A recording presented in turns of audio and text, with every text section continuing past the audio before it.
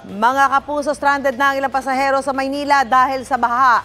Naroon pa rin live si Darlene Kai. Darlene, kumusta na mga kapuso natin dyan?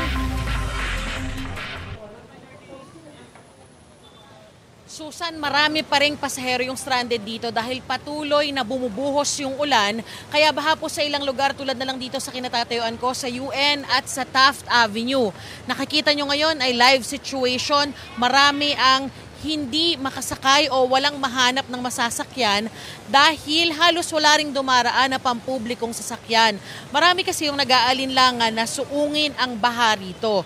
May mga motorsiklo o mga rider na tumitirik na rin dahil pinapasok ng tubig yung kanilang mga makina. Gutter deep po ang tubig dito kaya hirap talagang makadaan ang mga sasakyan at yung mga tao.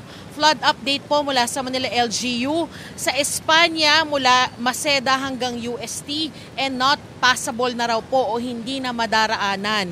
At kapapasok lang na impormasyon galing naman sa Manila PIO, ang suspendido po yung pasok sa Manila City Hall kasama yung mga satellite offices.